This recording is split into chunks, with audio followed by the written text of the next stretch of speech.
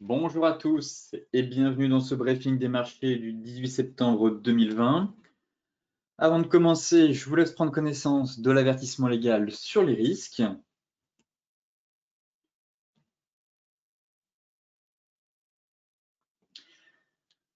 Alors hier, les bourses européennes ont quand même terminé en baisse, encore une fois, jeudi, à cause des doutes, comme vous le savez, sur la solidité de la reprise économique, ayant repris le dessus après les annonces de la Réserve fédérale américaine et celle de la Banque d'Angleterre et des derniers chiffres du chômage aux États-Unis.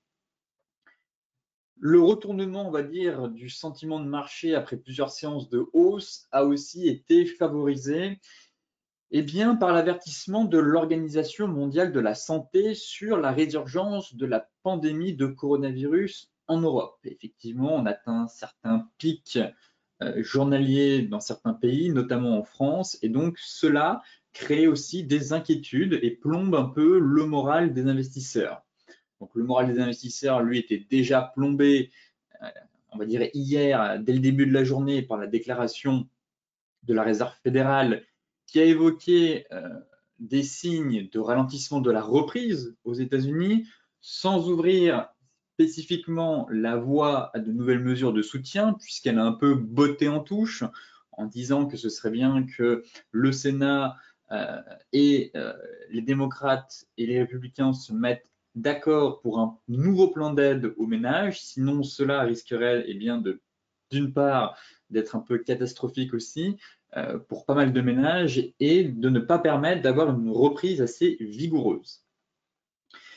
Alors la Banque d'Angleterre, elle, a ensuite surpris les marchés hier en annonçant qu'elle continuait d'étudier la possibilité de recourir à des taux d'intérêt négatifs si nécessaire, donc du jamais vu pour la Bank of England, en citant entre autres le risque d'un échec des discussions entre Londres et Bruxelles sur leurs relations post-Brexit. Je vous partageais justement le graphe en milieu de semaine sur les prévisions de Goldman Sachs. Effectivement, si on avait un no deal Brexit euh, dans les mois à venir, on pourrait même atteindre la parité. Et actuellement, le consensus on est quand même sur un consensus qui table désormais sur à peu près, on est aux alentours de 40-45% pour un no deal. Donc c'est quand même un chiffre assez élevé. Ça montre à quel point les incertitudes sur le Brexit, du moins sur les accords et sur les négociations entre Londres et Bruxelles, pénalisent et mettent une énorme pression sur la livre sterling.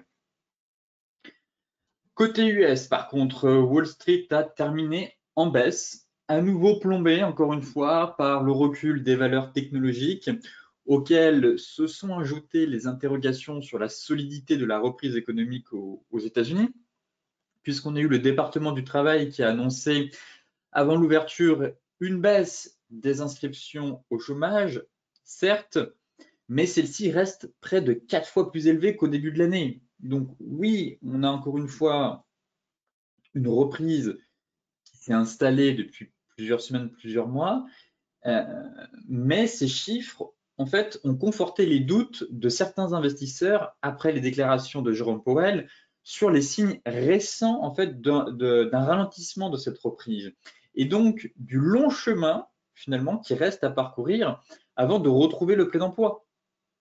Et derrière, je vais vous montrer sur la partie graphique macro un graphique justement intéressant concernant les prévisions de Goldman Sachs. Et oui, la reprise est là, mais là, on constate potentiellement qu'on a un essoufflement de la reprise, un ralentissement. Et donc derrière, les perspectives économiques à venir ne pourraient pas forcément atteindre les objectifs, même soit des gouvernements, soit des banquiers centraux. Justement, dans la partie macro, je vous ai préparé un seul graphe aujourd'hui, celui des prévisions de Goldman Sachs. Donc, parfois, Goldman Sachs s'est plutôt bien planté dans ses prévisions. Autant là, je trouve que ça représente plutôt bien la réalité. Goldman Sachs s'attend à ce que les États-Unis atteignent leurs objectifs d'un retour à la normale, on va dire, pas avant 2025 quand même. surtout sur l'emploi. Donc là, c'est le taux de chômage. Actuellement, on est à 8,4%. Et pour retrouver les niveaux d'avant-crise, selon Goldman Sachs, eh bien, on va quand même mettre, enfin, du moins les États-Unis vont quand même mettre quasiment 5 ans. Donc, sur cette période, il peut se passer beaucoup de choses encore. On n'est pas à l'abri d'un nouveau signe noir qui viendrait frapper les marchés financiers, d'une nouvelle crise, peut-être de la dette, peut-être des ménages, qui sait, peut-être de la dette étudiante aux États-Unis qui est quand même pharaonique, ou des obligations. Donc, il peut quand même se passer beaucoup de choses entre-temps, mais je trouve plutôt réaliste de dire que les États-Unis vont retrouver leur niveau d'avant-crise seulement à partir de 2025.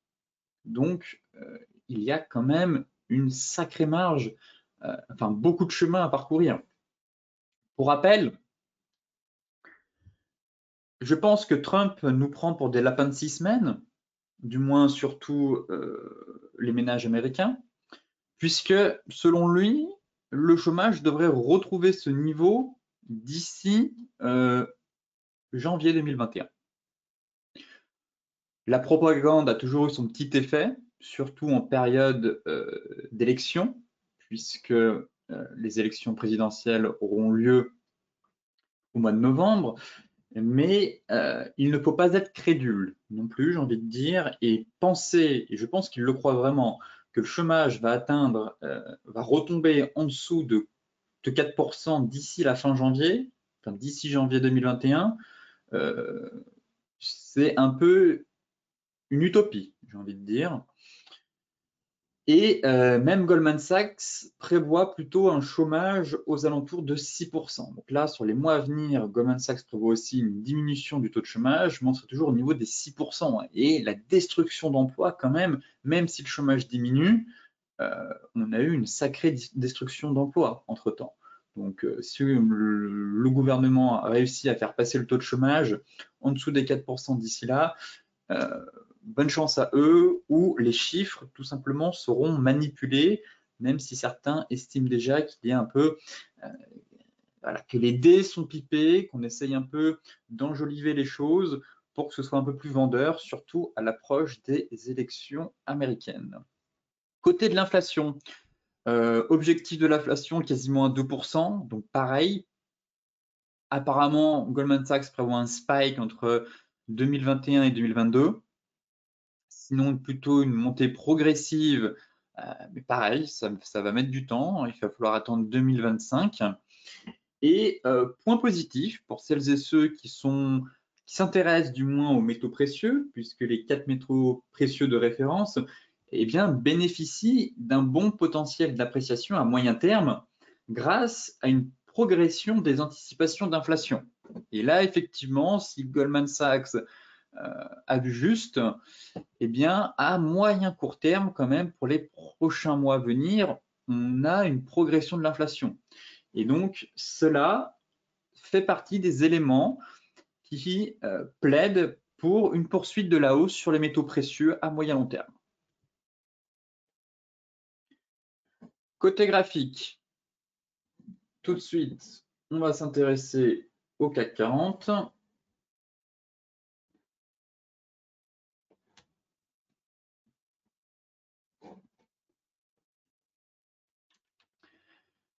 Mais il ne se passe pas grand-chose sur notre indice national.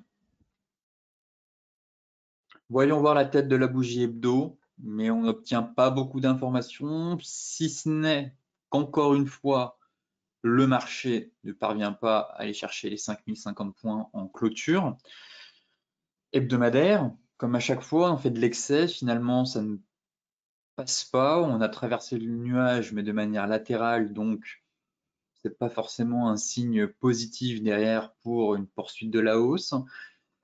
Mais voilà, d'un point de vue des bougies, pour l'instant, on n'a aucune information sur un possible retournement de marché ou de continuation de marché. En daily, on est toujours dans notre fameux triangle. On prend notre mal en patience en attendant la cassure d'une des deux bornes afin d'avoir un objectif théorique de prix un peu plus clair. Sinon, dans ce triangle, un triangle dans un triangle, toujours, mise en place d'une stratégie de vente vers l'approche des 5100, 5118 paraît intéressant. En tout cas, ça a fonctionné plusieurs fois, surtout si le marché vient tester sa MM200 pour la première fois depuis le crack. Donc, elle est quand même orientée à la baisse, cette MM200. Donc, finalement, elle va faire office de résistance. Et c'est assez rare que le marché franchisse du premier coup cette MM200. Donc, encore une fois, il y a moyen de mettre en place une stratégie pour prendre quelques points. Et puis, si ça part dans le bon sens derrière, pourquoi pas déclencher un trade en swing. Sinon, à plus court terme, toujours dans ce triangle, potentiellement, il n'est pas très beau, étant donné qu'ici, on est plus dans du range que dans des belles rotations entre les deux bornes. Toutefois, ça permet un peu de cadrer cette compression, cette hésitation sur l'indice. Et en données 4 heures, pour l'instant, c'est un peu un champ de bataille. Pour moi, il n'y a pas grand-chose à faire sur le CAC, si ce n'est d'attendre soit la cassure de cette oblique haussière qui donnerait un retour sur les 4930 puis les 4850. Sinon, en cas de nouvelle accélération, comme je vous l'ai déjà dit, eh bien, essayer de trouver des signaux proches de la MM200, proches de cette oblique, pour mettre en place une stratégie vendeuse. Le DAX, pareil, même constat, toujours le range, l'approche des 13 300. Le plan, si on peut appeler ça un plan, n'a pas vraiment changé sur l'indice allemand. On est en train de faire un petit pendu actuellement, à confirmer à partir de la semaine prochaine, mais là on a fait une belle mèche basse, donc on pourrait avoir un pendu. Toutefois, ce n'est pas un chandelier significatif, surtout pour prendre des retournements de tendance. On a des chandeliers bien plus puissants, comme les avalements, les étoiles du matin, étoiles du soir, les îlots de retournement. C'est vrai que les figures avec un seul pattern, généralement, ont du mal à retourner une tendance. Ça fonctionne mieux dans les ranges que pour produire des véritables retournements de tendance. On a toujours notre gap à aller chercher à 13 500. Donc en soi, même scénario, en cas d'excès haussier, on va dire, au-dessus des 13 300.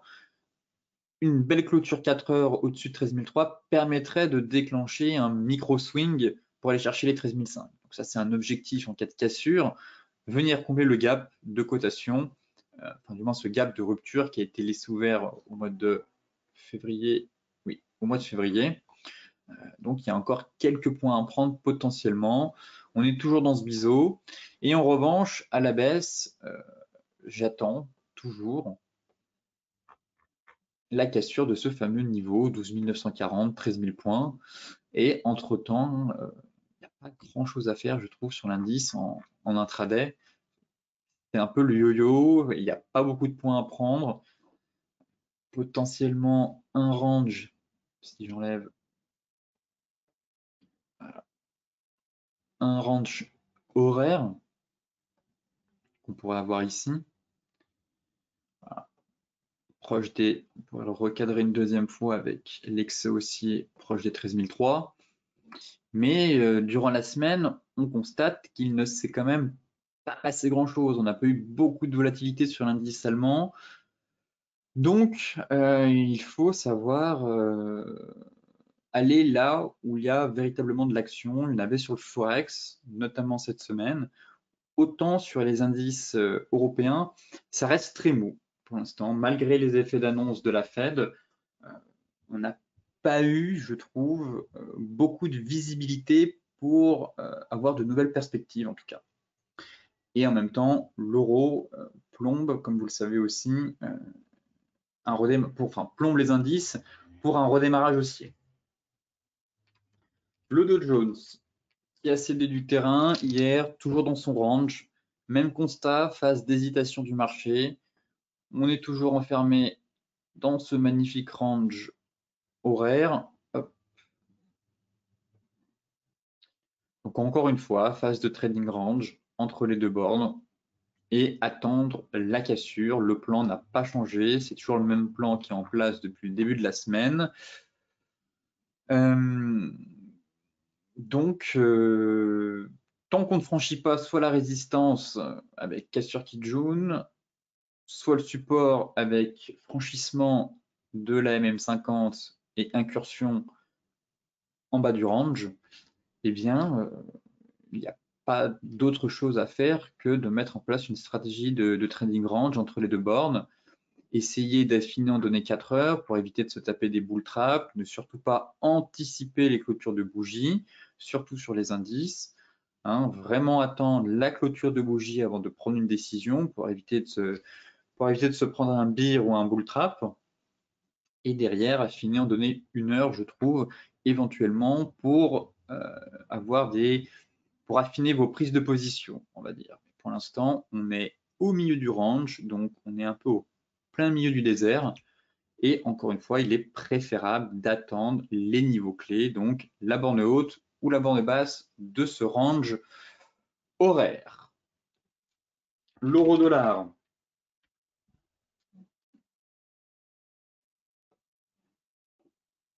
L'euro-dollar qui a calé encore une fois sur les 1,1875. Soutenu par la MM50 encore une fois, qui est venu faire la prise d'appui hier. Bon, mais durant la semaine, pareil, on est sur deux niveaux qui sont pas très intéressants. Enfin, là, on a un niveau de support intéressant, c'est les 1,1745. Donc oui, effectivement, en cas d'incursion sous ce niveau, on pourrait véritablement avoir un repli un peu plus profond en direction des 1,1590. Mais ça tient, et pareil, le niveau que je surveille à la hausse, c'est les 1,1950. Là, entre les deux, c'est plutôt la neutralité prévaut. Éventuellement, essayer d'instaurer un range pareil 4 heures qu'on pourrait avoir ici. Voilà. Pour moi, j'ai l'impression, j'ai le sentiment que voilà, on a un beau range comme ça qui vient de se mettre en place. Un 18,75, c'est un niveau, pourquoi pas. Donc, on peut aussi mettre en place une stratégie à très court terme, du coup, entre ces deux bornes. Autant les 1,1745, c'est un niveau intéressant. Là, c'est un niveau, on va dire que ça peut être ce qu'on appelle une résistance à l'intérieur de ce fameux range. Mais depuis le début de la semaine, en tout cas, les cours n'ont pas forcément fait de l'excès et sont restés entre ces deux niveaux. Donc, pour le moment, ça fonctionne plutôt bien. Donc pareil, essayer de se rapprocher le plus possible, soit de la borne haute, soit de la borne basse, pour tout simplement faire un ping-pong entre les deux bornes. Le GBP USD, pour faire le suivi suite à la divergence haussière, toujours en place. Pas de signal de sortie de position pour l'instant. Vous voyez comment c'est précis et que le RSI rebondit sur cette fameuse oblique. Donc, tant qu'elle n'est pas cassée ou que le RSI, là actuellement on a 58, ne casse pas le niveau des 50, ça reste haussier. Petite droite de tendance qui permet de cadrer la reprise haussière. On a atteint le premier palier quasiment à 1,30. L'objectif théorique, c'est les 1,50. Donc, ce serait les 1,31,20. Pour le moment, ça tient. Comme je vous le disais, suite au break qu'on a eu ici d'un 30-15, je vous invitais à mettre votre stop à break-even pour éviter, en cas de news avec la Fed d'annonce, de se faire piéger. Donc derrière, normalement, même sur la mèche ici, si vous êtes rentré au bon endroit, le marché ne vous a pas stoppé. Pour l'instant, la hausse continue. Prochain palier à passer, 1,30-15 pour aller chercher les 1,31,20. Et avant toute chose, surveillez bien que le RSI continue d'évoluer au-dessus de 50 et ne franchisse pas son oblique haussière. En journalier, on bute sur la MM50. On a un petit avalement, ça tient pour l'instant. On est sur un rebond technique. On a un double niveau de résistance. On voit très bien 1,30-15 MM50. Et derrière, si ça casse, c'est d'aller chercher le 50%, soit le plaquage jaune. Et là, à partir de là, il faudra commencer à sortir de position. L'euro GBP, pareil, même constat, on a atteint l'objectif théorique. Par contre, voilà, on est quasiment venu à quelques pips près chercher cet objectif de divergence. Voilà. Ok, pas grand-chose, mais je considère que l'objectif a été atteint. J'avais déjà un gros niveau. Je ne m'attendais pas à ce que le marché enfonce ce niveau. Finalement, si. Donc, je visais plutôt les 38,2. Derrière, les 50 ont été faits. Donc, pareil, ne soyez pas trop gourmand. En soi, l'indicateur RSI, d'un point de vue de la divergence, n'indique toujours pas de signal de sortie de position. On n'est pas repassé au-dessus de 50. Donc, pour les personnes un peu gourmandes qui estiment que l'euro, pour aller un peu plus loin, chercher les 61,8, eh bien, attendez que, enfin, du moins, surveillez que l'indicateur ne repasse pas au-dessus de 50. Là, s'il repasse au-dessus de 50, ça risque de coincer, on n'ira pas chercher les 61,8. Si c'est juste un rebond technique, 50 rebond et que ça repart, et que le RSI entre en zone de survente, dans ce cas-là, toujours pas de signal de sortie de position. Le signal de sortie de position, si le RSI passe en zone de survente, ce sera quand il ressortira de sa zone de survente. Et donc là, pour celles et ceux qui ont réussi à tenir tout ce mouvement baissier, quand le RSI sortira de cette passera, puis sortira une deuxième fois, là, d'un point de vue de l'indicateur, on aura un signal technique nous indiquant qu'il faut sortir du marché car on a un risque de reprise haussière. Mais sinon, pour les autres, eh bien, l'objectif théorique a quasiment été atteint. Donc, ne soyez pas trop gourmands, abaissez vos stops. Il n'y a pas de honte à prendre quelques bénéfices, bien au contraire. Mais surtout, ne redonnez pas vos gains au marché. En daily, la tête de la bougie, voilà, il faut surveiller que le marché derrière ne repasse pas au-dessus de la résistance. Et puis si finalement vous êtes dans le bon sens, n'oubliez pas que garder un petit reliquat peut toujours être intéressant car vous êtes sur la borne haute d'un range. Et derrière, si une nouvelle rotation ou même une rotation partielle en direction des 0,87, 40, 0,87, ça offre quand même un super ratio. Donc, on va pas cracher dessus, comme on dit. Et pareil, il faut laisser courir ses gains et couper ses pertes. Donc là, potentiellement à surveiller, car un trade swing pourrait se mettre en place. Bien sûr, il durerait potentiellement plusieurs semaines, mais le jeu en vaut la chandelle. Les matières premières avec le gold, toujours capricieux, rien n'a changé sur les métaux précieux. Le silver m'a fait une petite frayeur hier en venant chercher la borne basse de son triangle. Finalement, ça a tenu. Mais que dire si ce n'est qu'il ne s'est pas passé grand-chose durant toute la semaine sur les métaux précieux et que malgré un discours sur les objectifs d'inflation, cela n'a pas suffi à donner un nouveau souffle au gold. J'ai bon espoir de croire qu'on est dans un triangle et que cette sortie par le haut ici ressemble à un pullback et que tant qu'on ne repasse pas sous la MM50 et qu'on ne franchit pas cet oblique-là, je n'ai pas trop d'inquiétude, on consolide toujours. Bien entendu, j'aimerais qu'on assiste à une accélération avec une bougie flux, bougie impulsive, bougie qui a du corps, au-dessus de 1980. Voilà. On franchisse enfin cette résistance pour accélérer en direction des 2072, puis aller chercher la borne haute. Mais pour l'instant, ce n'est pas le cas. On est toujours cloîtré dans ce range et on a du mal à en sortir. On a du mal à en sortir. Là, si j'ai tracé en données daily, mais si je l'ajuste en données 4 heures, ça donne ça. Voilà. Donc, grosse phase d'indécision, moyen-long terme, bonne perspective pour les métaux précieux, à court terme. Peut-être que les investisseurs ont aussi le sentiment qu'on est monté un peu haut, un peu vite, ce qui en soi est compréhensible. On a eu un très beau rallye. Le marché a besoin de reprendre son souffle, reculer pour mieux sauter. Donc, cette phase finalement de stabilisation pourrait durer un peu plus longtemps que prévu. Mais derrière, on a quand même l'impression que on avait un espèce de fanion, de triangle, et peut-être que ça va durer un peu plus longtemps que prévu.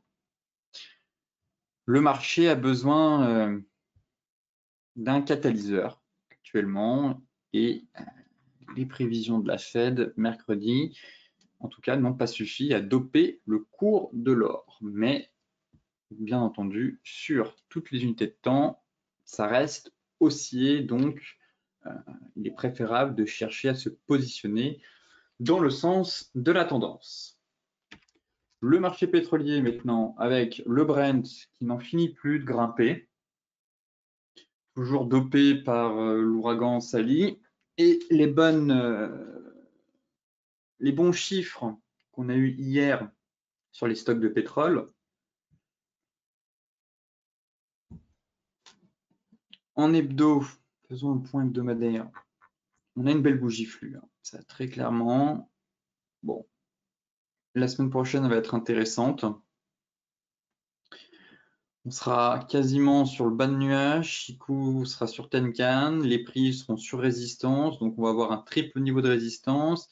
Et encore une fois, l'indicateur RSI travaille le niveau des 50. On est pile poil dessus. Donc, voilà. Là, ça va être une belle bataille. Encore une fois, on va se trouver à la croisée des chemins en hebdomadaire, entre le RSI qui est en pleine hésitation, les prix qui vont être confrontés à une résistance, ça va coincer au niveau de Chikou et du nuage, la M50 qui continue de diminuer, enfin de converger vers les prix. Et en hebdo, c'est vrai que là, on s'est offert quand même 3 belles séances de hausse. Je trouve que le marché s'est un peu emballé. Après, ce n'est que mon avis. Encore une fois, le marché a toujours raison. Et avoir raison trop tôt, c'est avoir tort quand même. Donc, pour ma part, j'estimais un retour sur les 37,3, ce n'est toujours pas le cas. La divergence haussière a quand même bien propulsé les cours. Enfin, du moins, c'est pas grâce à la divergence que les cours ont atteint l'objectif, mais techniquement, on avait un signal de fin de baisse que je n'avais pas remarqué. Et oui, si vous étiez dessus, eh bien l'objectif a été atteint. Finalement, je surveillais aussi cette potentielle divergence 4 heures invalidée. On est repassé au-dessus. Notre deuxième creux, pardon, est supérieur à notre premier creux, donc pas de divergence et dynamique haussière. Voyons la réaction des prix sur le niveau H4. Mais bon, là, pareil, on se trouve un peu au milieu de nulle part. Pas grand-chose à faire sur le pétrole, si ce n'est vraiment d'attendre un nouveau test de la résistance ici à 44,5, 45. Là, on est quand même limité de Cannes. On pourrait très bien faire un nouveau repli avant de repartir. Mais encore une fois, travailler sur les zones. Pour rappel, hein, le chandelier de retournement ici, il était sur zone cet avalement. Donc là, on se situe mieux de nulle part. C'est vrai qu'on voit quand même MM50 et MM200 ici qui risquent de bloquer là, à partir de la semaine prochaine. Donc, certes, on a quand même un bon niveau, mais ce serait bien de se rapprocher le plus près possible de ce gros niveau pour que tout converge et d'attendre un beau chandelier pour essayer de reprendre la direction baissière. Le light. Même constat sur le light, sauf qu'on est déjà à l'approche de notre résistance. On est sur MM50, ça tient pour le moment. Bon, à surveiller. Toujours pas de journée de retournement en tout cas. En données 4 heures. Potentiellement, ça pourrait diverger. Potentiellement. Voilà. Là, on en a une.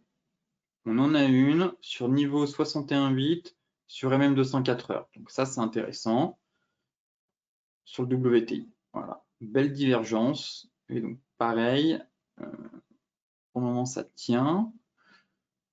On fera le point lundi, à mon avis. Je ne pense pas qu'elle va être validée durant l'après-midi. On a quand même une belle marge de manœuvre pour confirmer cette divergence. Toutefois, à surveiller, ça peut être un setup, on est quand même proche de la résistance, MM200, 61,8 quasiment, on est juste au-dessus, et donc si ça repasse en dessous, pardon, effectivement, ça pourrait faire un retour à l'envoyeur pour aller chercher les 38,86. Donc, un plan qu'on va essayer d'affiner à partir de la semaine prochaine. Enfin, pour terminer, le Bitcoin. Encourageant. C'est encourageant sur la crypto. On franchit le palier des 10 900. Hop. Alors, beau niveau à 10 900. Hein. Ici, ici, ici. Voilà, un peu une zone de polarité. Ça tient. Ça tient pour l'instant. C'est plutôt propre techniquement. C'est encourageant pour la suite. Les acheteurs se montrent, se manifestent. En données hebdo, ce serait une clôture. Il faut une clôture hebdomadaire au-dessus de la zone. Ce serait techniquement, ça renforcerait le scénario de perspective pour aller chercher les 12 000 $. La bougie de la semaine est une bougie, on va dire, plutôt flux, on a du corps. Donc, voilà. On a quand même pas mal de volatilité sur les cryptos le week-end. Comme vous le savez, ça bouge beaucoup, surtout le dimanche. Donc, la clôture, elle, hebdomadaire, se fait le dimanche. Pareil, on fera le point lundi. Mais une clôture au-dessus des 10 900 serait encourageant en tout cas pour la suite et permettrait de reconquérir les 12 000. Et ça, c'est le fameux pivot à franchir pour véritablement libérer un potentiel haussier et une nouvelle jambe de hausse qui permettrait d'accélérer en direction des 13 200. Il me semble qu'on a un beau niveau à 13 200 points, je crois. Et derrière, ce serait d'aller chercher les 14 000. Voilà, un plan swing. Pour le moment, on n'en est pas là, mais c'est surtout le niveau des 12 000 qui va m'intéresser. 10 009, c'est, on va dire, une formalité. Et 12 000, ça, c'est vraiment, c'est une étape cruciale. En données 4 heures, est-ce qu'on a un peu plus d'infos? Pas forcément. On peut essayer de mettre une petite oblique, voire un canal pour cadrer cette dynamique-là. Ouais, parfait. Tac, on va le mettre comme ça. Au moins. Ça évolue dans un canal, des plus bas et des plus hauts de plus en plus hauts. Donc, reprise haussière de très court terme. Maintenant, il faut que le support tienne et que les acheteurs ne cèdent pas à la pression vendeuse durant le week-end. Eh bien, écoutez, sur ce, cette émission touche à sa fin. Comme d'habitude, je vous mets le lien de l'article dans la vidéo si vous souhaitez le consulter. N'oubliez pas aussi de vous inscrire à partir de la semaine prochaine aux stratégies bourse forex qui aura lieu comme à son accoutumée à 14 h tous les mardis. Sinon, eh bien, je vous souhaite à toutes et à tous une excellente journée, de très bons trades, un excellent week-end aussi. Reposez-vous bien et on se retrouve donc lundi pour faire un nouveau point sur les marchés.